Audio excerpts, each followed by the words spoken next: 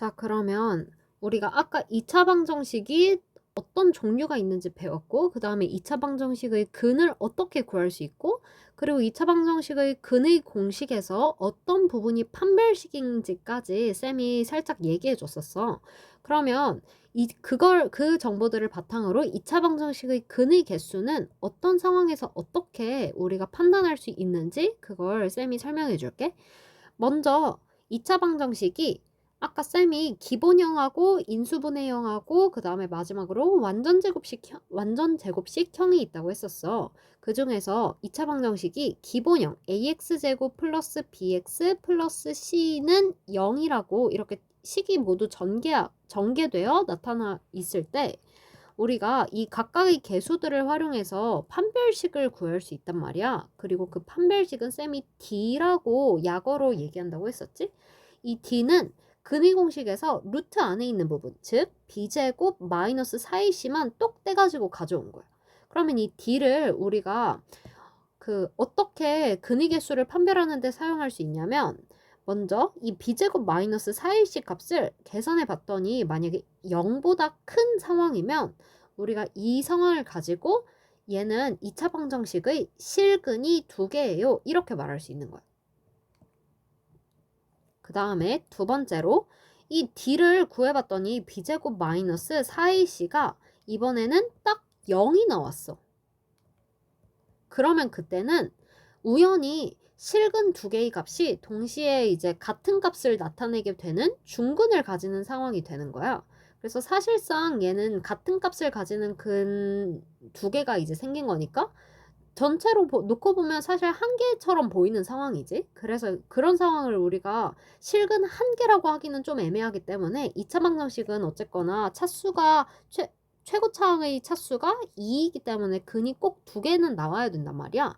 근데 우연히 값이 같아진 상황은 근이 두 개라고 하기도 애매하고 한 개라고 하기도 애매하니까 물론 한 개가 사실상 맞지. 근데 그거를 실근 한 개라고 하지는 않고 중근이라고 항상 이렇게 이름을 붙여서 말해. 그래서 그 개념도 확실하게 알고 있어야 되고 그리고 마지막으로 b제곱 마이너스 4ac가 0보다 작아지는 경우도 있겠지? 그런 상황에서는 일단 실근은 0개, 즉 실근이 없고 그 다음에 그 대신 2차 방정식에서는 항상 근이 2개 생겨야 된다고 했었잖아. 여기 이런 상황에서는 허근이 2개가 생기게 돼.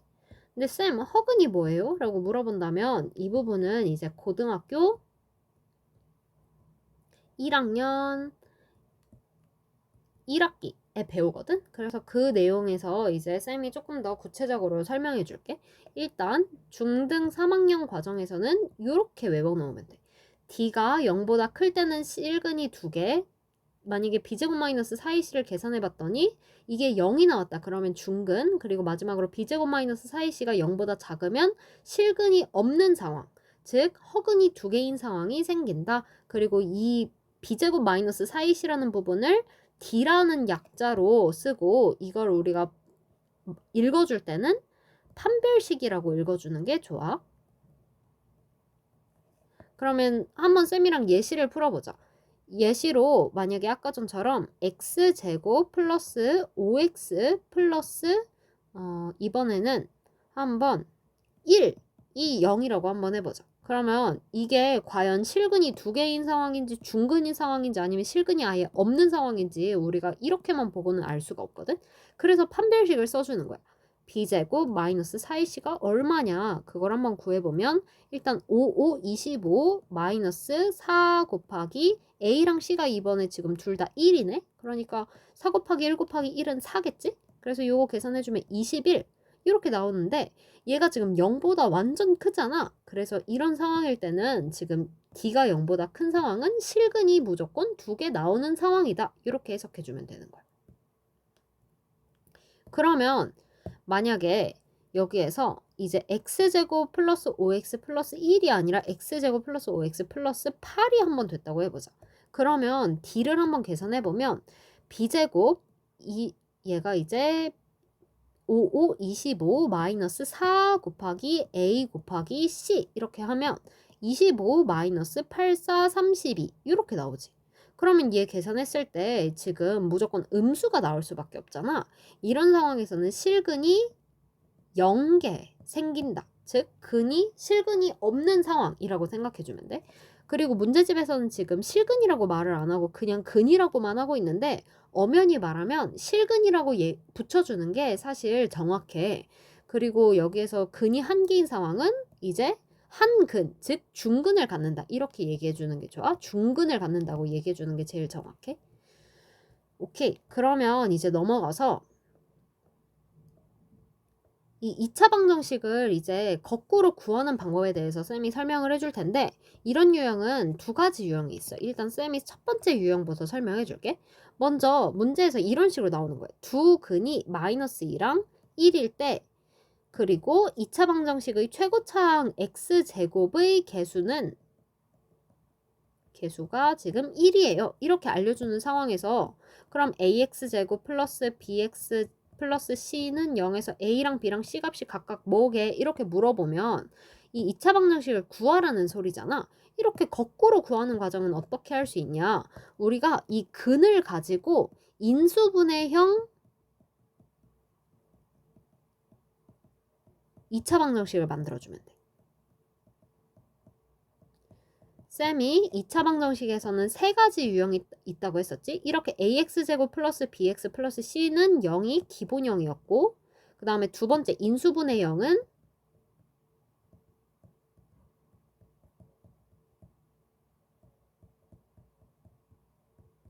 요런 형태였었지. 그리고 마지막으로 완전제곱식형이 있다고 했었어.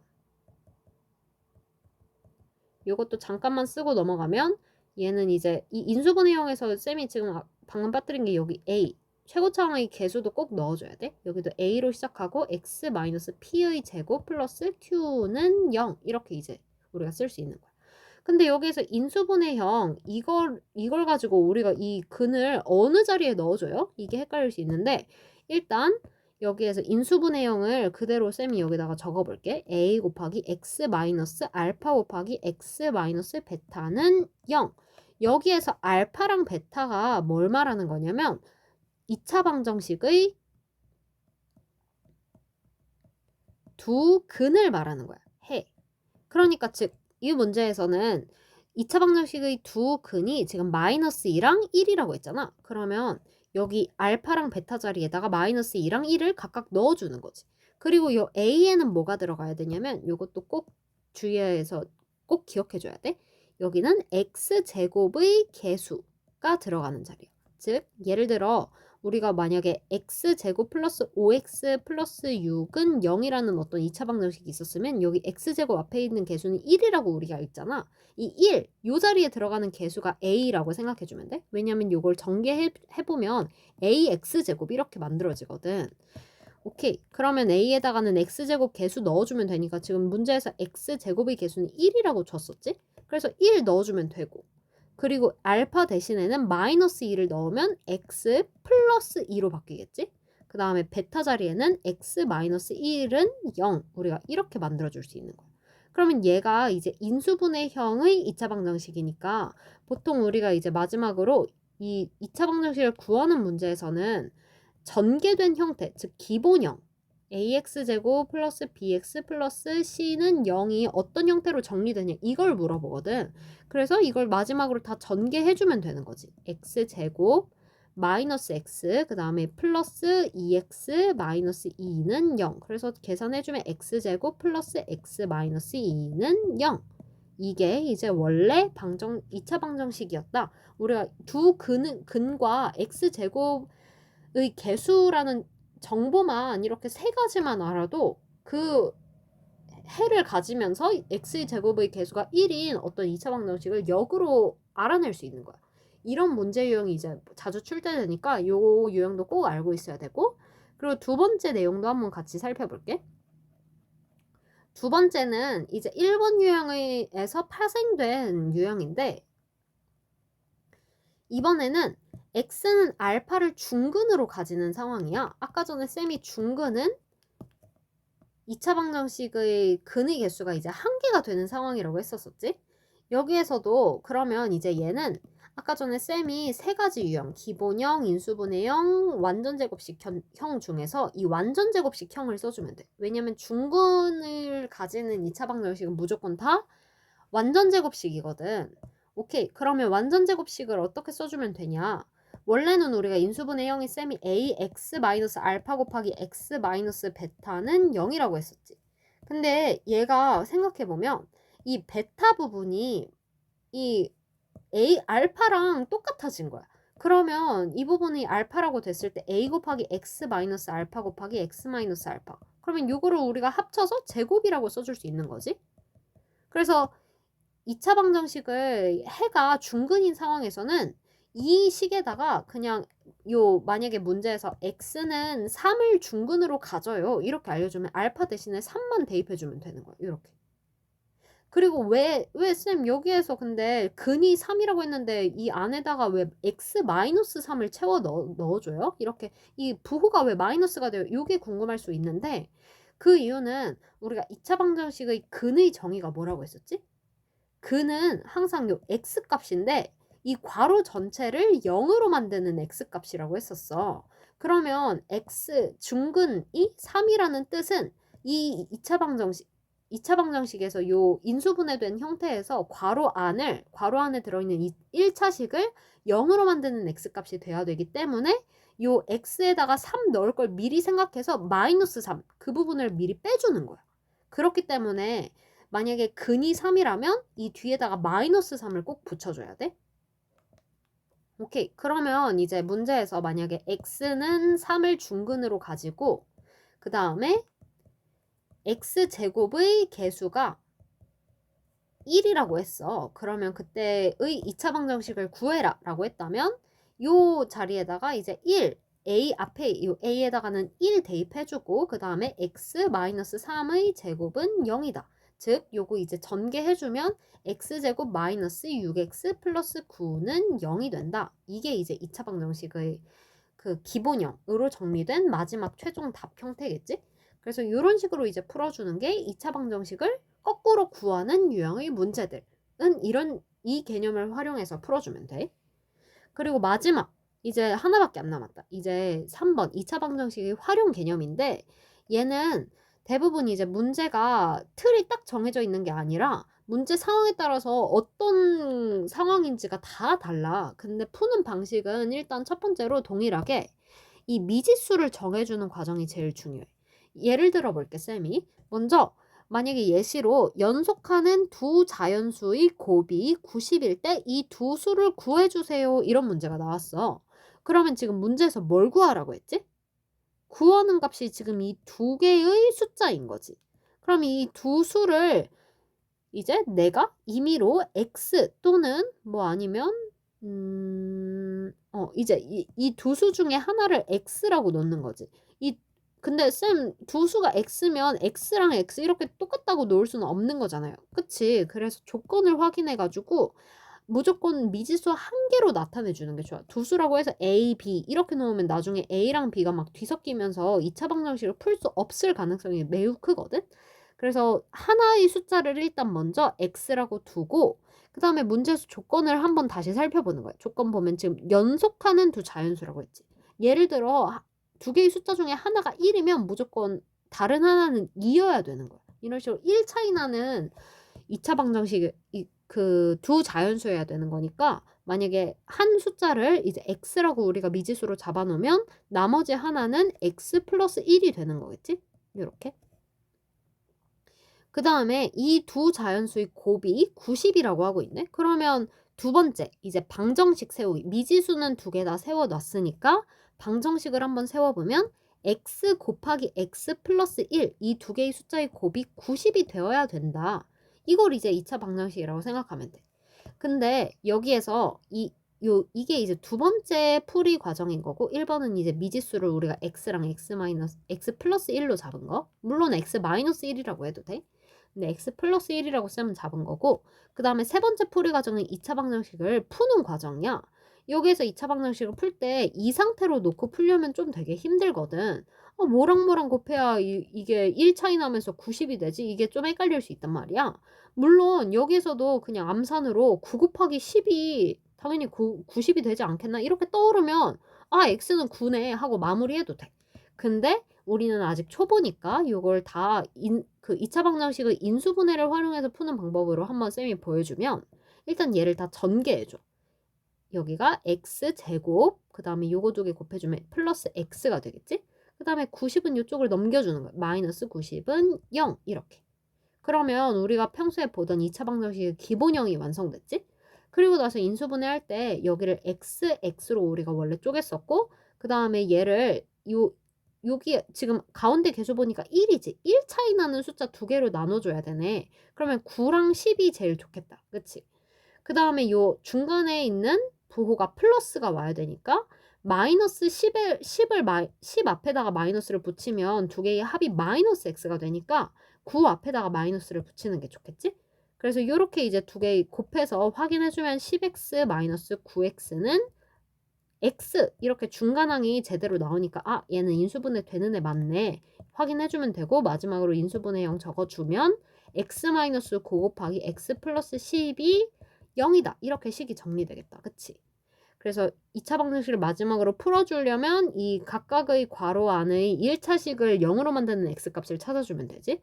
따라서 2차 방정식의 해는 x는 9 또는 꼭 또는을 적어줘야 돼.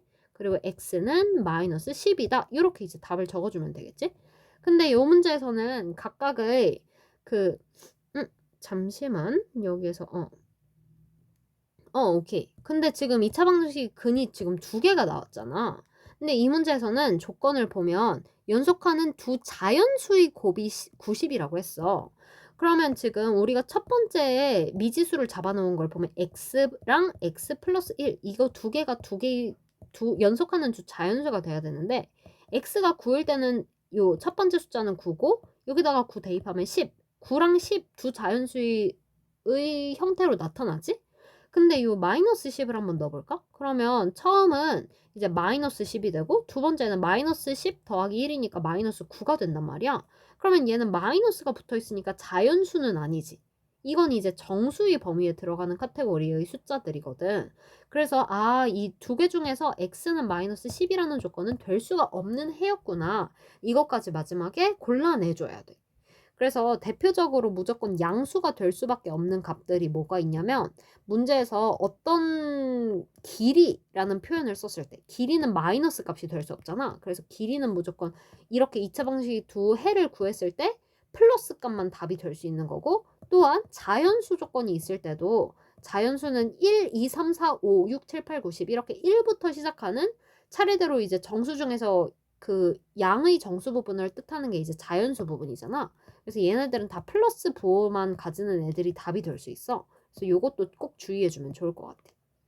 오케이. 그러면 이제 마지막으로 두 수를 구해보자. 요 답은 결국 따라서 두 자연수는 9랑 10이다. 이렇게 적어주면 되겠지?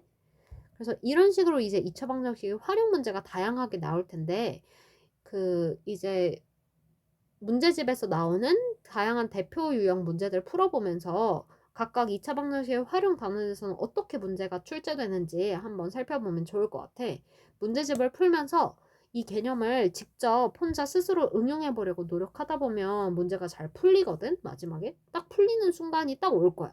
그 전까지는 최대한 답지랑 개념 설명을 보지 않고 풀어보는 게 좋긴 한데 근데 한 문제 고민했을 때 너무 시간이 오래 소요되면 시험 기간은 이제 얼마 안 남았는데 마지막에 이제 시험 범위 제대로 못 보고 들어갈 수도 있게 되잖아. 그래서 그럴 때는 어쩔 수 없이 미리 이제 관련 개념 인강을 듣던지 아니면 해설을 살짝 보고 그 다음에 한 문제 정도만 그렇게 참고해서 푼 다음에 나머지 다른 문제는 스스로 풀어보는 연습을 하다 보면 문제가 이제 스스로도 금방금방 잘 풀리는 시점이 올 거야. 그 시점이 올 때까지 공부를 여러 번 하면서 수학은 이제 많이 문제를 풀어봐야 되거든.